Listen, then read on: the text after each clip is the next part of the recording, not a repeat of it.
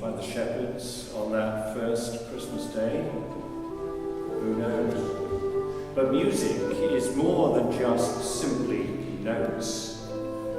Music is heaven dancing.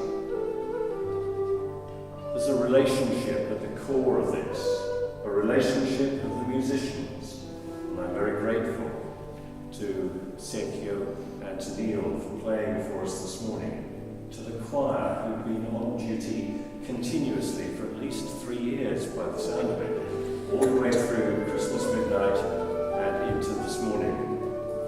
So there's a relationship in music.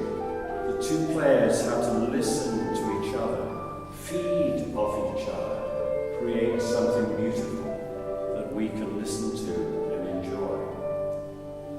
Music is heaven dancing. But poetry is like that too. It's not just simply words. It's more than just words. Again, there's a feeling at the heart of it. There's a relationship between the person speaking the poem and those who are listening. Poetry is the soul singing. And the third thing is to do with the relationship with God that we have from our beginning and from before our beginning and beyond our ending too. Here we are on Christmas Day. We all understand our relationship with God differently. It may have come to us when we were a child.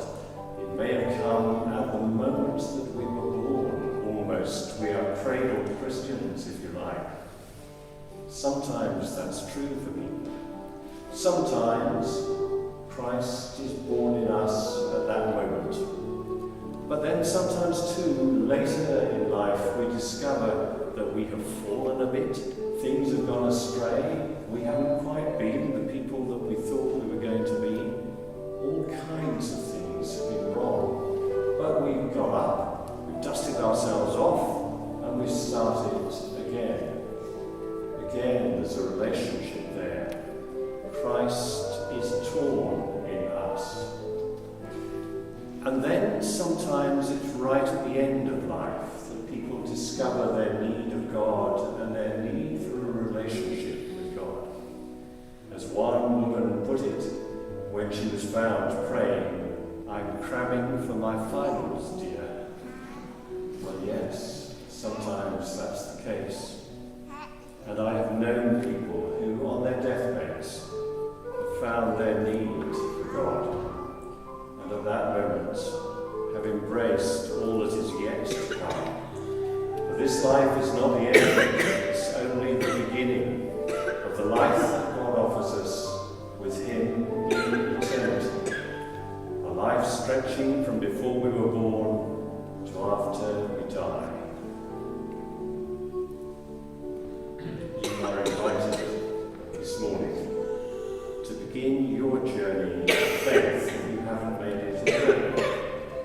And God will be with you, whether at the beginning or the middle or the end of life.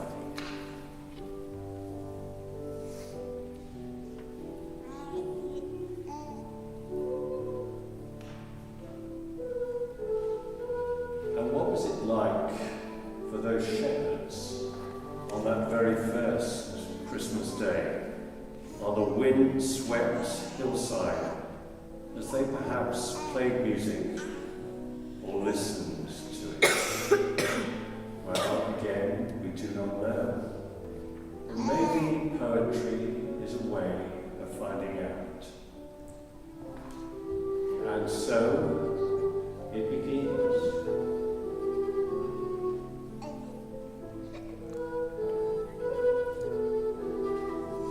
Footfall on stony ground, the crunch of stones beneath our feet, cracks in the cold night, let the sharp sound out.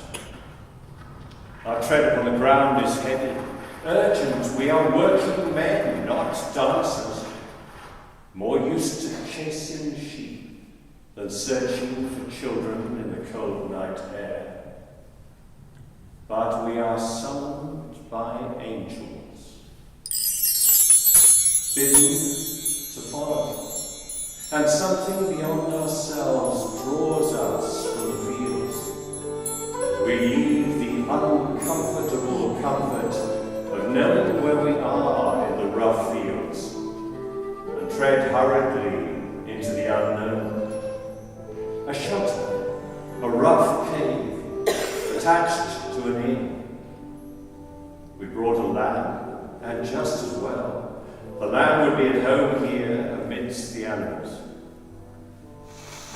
We press our eyes to the cracks in the door. We dare not, we cannot step over the threshold.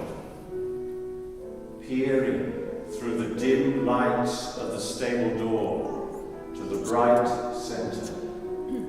Lying in the feeding trough is a child. It should be enough to make us laugh out loud, but something about this moment stills our tongues. Here is no ordinary child. The lamb bleats softly its welcome to the world, as if it knows in that instant all that will yet happen. The door creaks, and we find ourselves inside, across the threshold, into the strange and beautiful world. Our hands are rough, and so would our speech